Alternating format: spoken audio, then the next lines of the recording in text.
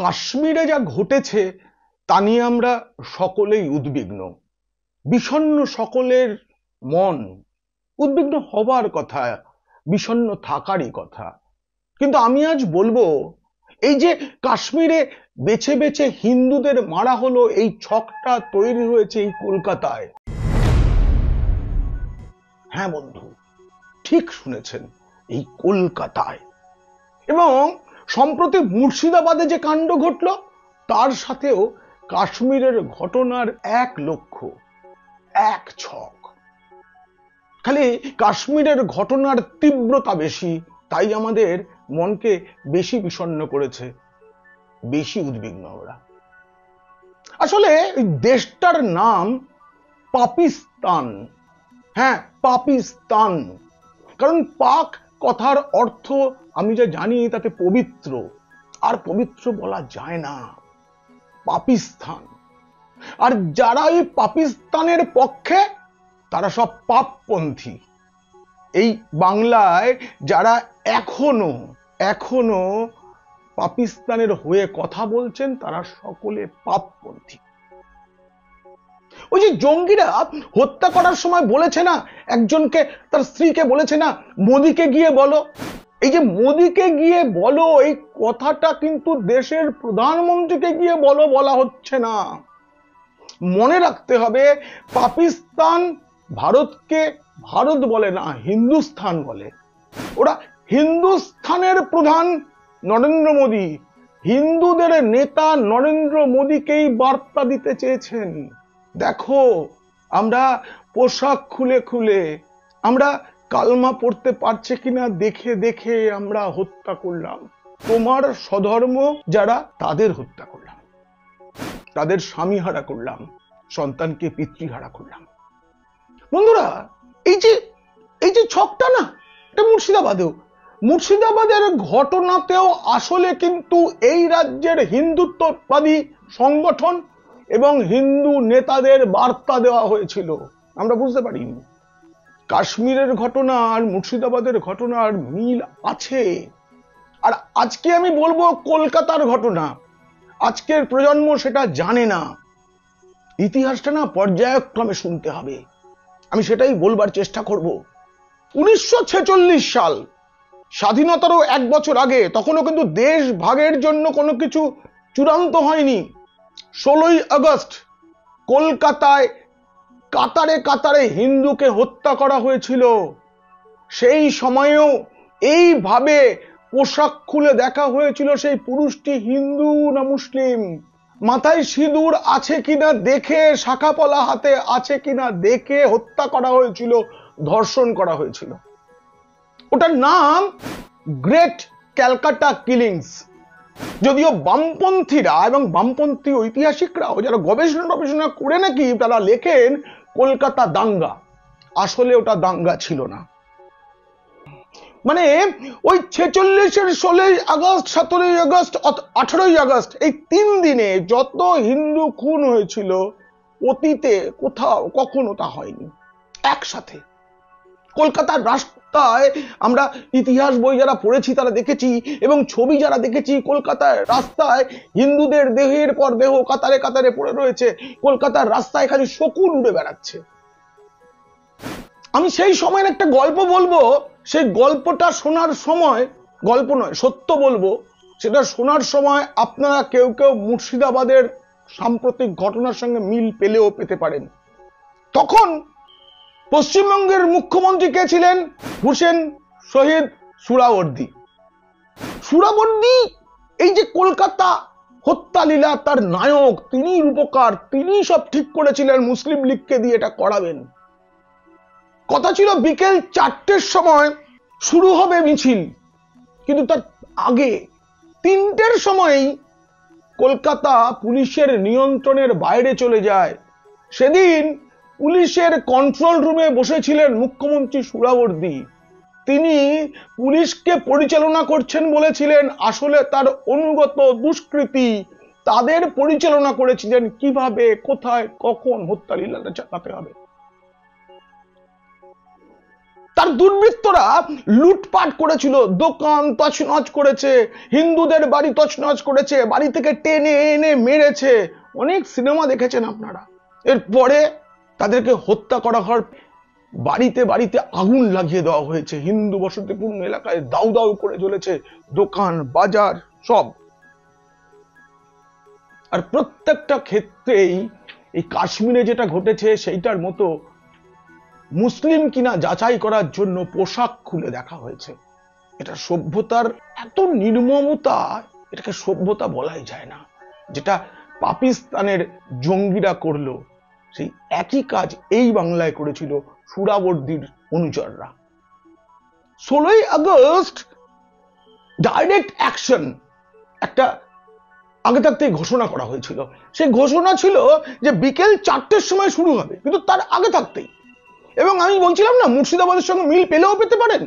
সেই সময়ে দুপুর 3টের সময় 16ই আগস্ট বোঝা যায় পুলিশ নিয়ন্ত্রণ করতে পারছে না। কলকাতার পুলিশ কমিশনার সেই সময় সেনা নামাতে চেয়েছিলেন, কিন্তু মুখ্যমন্ত্রী সুরাবর্দী রাজি হননি। অনেক পরে সেনা নেমেছিল। যখন সেনা নেমেছিল তখনও ব্রিটিশ সেনা, তারা নেমেছিল যখন, তখন নিয়ন্ত্রণের বাইরে সব শেষ হয়ে গেছে। এই প্রতিরোধ একটা হয়েছিল, যার জন্য দাঙ্গা বলে চালানো হয়। প্রতিরোধটা হয়েছিল পরের দিন থেকে। এবং এখানে একটা কথা খুব গুরুত্বপূর্ণ বলে রাখা দরকার। তৃণমূল সংস্কৃতিতে আজকে যাদের বহিরাগত বলা হয়, উড়ে, মেরো, খোট্টা, পাইয়া, সেই পাঞ্জাবি, বিহারি, ওড়িয়া বাঙালি যারা, তারাই প্রথম প্রতিরোধটা গড়ে তোলে। সেটা না হলে কলকাতার হিন্দুরা, মানে বাঙালি হিন্দুরা কেউ বাঁচত না। আমরা আজকে অন্য রাজ্য থেকে যারা এখানে এসে থাকেন তাদেরকে তো বিহারি বলি, গুটখাখোর বলি। তারাই সেদিন কলকাতাকে বাঁচিয়েছিল। ইতিহাস পড়ে দেখুন। আরেকটু ইতিহাস শুনবেন।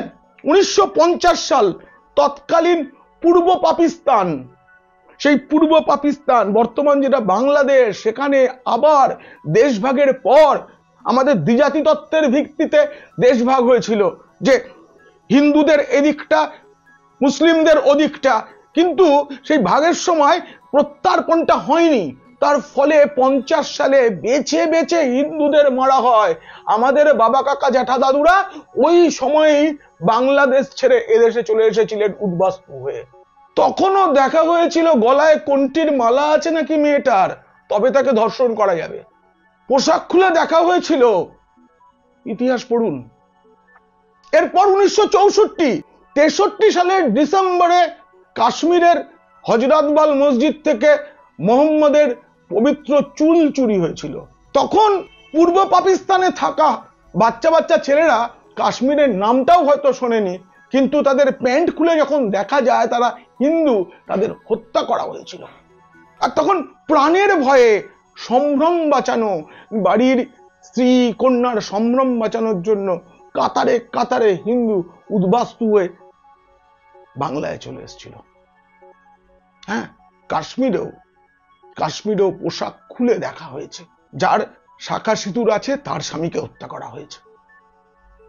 এখনো চলছে বাংলাদেশে, তো এখনো চলছে।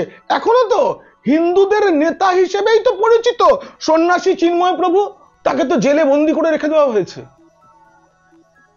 এই সবকিছুই কিন্তু হিন্দু নেতা চিন্ময় প্রভুকে বার্তা দেওয়া। মুর্শিদাবাদে বাংলার হিন্দুত্ববাদী সংগঠন, তারা হিন্দুদের নিয়ে কথা বলেন যারা, তাদের বার্তা দেওয়া। এবং কাশ্মীরে ভারতের প্রধান হিন্দু নেতা, হিন্দুস্থানের প্রধানমন্ত্রী নরেন্দ্র মোদীকে বার্তা দিতেই এই কাজটা করেছে পাকিস্তান। তাদের পোশাক জঙ্গিদের নামে চালানো হচ্ছে, কিন্তু করেছে কাজটা পাকিস্তান। এখন একটা কথা বলা হচ্ছে না যে এখন বুঝি পাকিস্তানকে আক্রমণ করলে সব ঠিক হয়ে যাবে। সবাই ভাবছেন মোদী কি করবেন, শাহ কি করবেন, ডোভাল কি করবেন।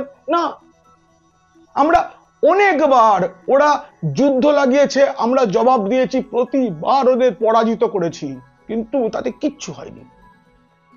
যতদিন ইসলাম থাকবে ততদিন পাকিস্তানের পাপ চলতে থাকবে। যতদিন সেকুলার হিন্দুরা পাপ পন্থী থাকবে ততদিন এই হিন্দু নিধন চলতে থাকবে। আমি ভাবছি কাশ্মীর থেকে হিন্দুরা পালিয়ে এসেছিল, পূর্ব পাকিস্তান থেকে পালিয়ে এসেছিল, এখন বাংলাদেশ থেকে পালিয়ে আসছে। এরপর পালিয়ে কোথায় যাবেন? আমাদের মুখ্যমন্ত্রী মমতা বন্দ্যোপাধ্যায়কেও আমার প্রশ্ন, আপনার তো পদবিটা বন্দ্যোপাধ্যায়, কোথায় যাবেন? আর তো যাওয়ার জায়গা নেই। নেপাল একমাত্র হিন্দু রাষ্ট্র, সে বড় ছোট, সে এত হিন্দুর জায়গা দিতে পারবে না।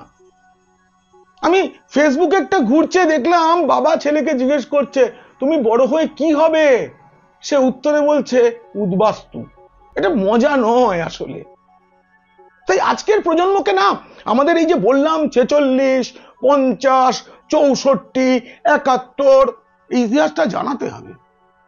ইতিহাস বিস্তৃত জাতি কখনো মাথা তুলে দাঁড়াতে পারে না।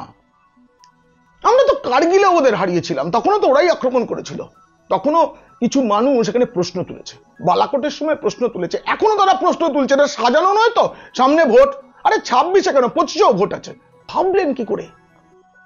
কেন বলছেন আপনারা এই কথা? আমি মুখ্যমন্ত্রী মমতা বন্দ্যোপাধ্যায়ের কালকে কিছু কথা শুনলাম, তিনি বলছেন যে অনেকক্ষণ সময় ধরে বেছে বেছে, এই শব্দটা মুখ্যমন্ত্রী ব্যবহার করেছেন, বেছে বেছে হত্যা করা হলো। উনিও বুঝতে পেরেছেন, মুখে বলবেন না। তারপরেই সংশোধন করে নিয়ে বলেছেন এই বাছাবাছির বিষয়ে আমি পরে কথা বলবো। এই সেকুলার হিন্দু আর শহুরে নকশালরা চায়ের দোকানে বসে উত্তাপ চড়াচ্ছে, মোদির ছক, মোদি এটা করিয়েছে, নিজের ভাবমূর্তি। আরে এর আগে যতজন প্রধানমন্ত্রী ছিলেন যাদের সময় সময় আক্রমণ হয়েছে, তারা সবাই তাই করেছেন, তাদেরকে এমন দেশদ্রোহী, আর আপনি শুধু দেশপ্রেমী, এটা ভাবেন কেন? আমার না এগুলো শুনতে শুনতে, এই যে সেনাবাহিনী কি করছিল তা নিয়ে যখন মুখ্যমন্ত্রী প্রশ্ন করছিলেন না, তখন আমার মুর্শিদাবাদের কথা মনে পড়ছে। ওখানেও তো বেছে বেছে অনেক সময় ধরে হত্যা লীলা হয়েছে। আপনি কি করছিলেন? যে মানুষটা মাটির প্রতিমা বানায়, সে হিন্দুদের প্রতিমাই তো বানায়, আর তো কারো প্রতিমা হয় না, তাকে কেন খুন করা হয়েছে? গলার কোনটি দেখে তাকে কেন মারা হয়েছে?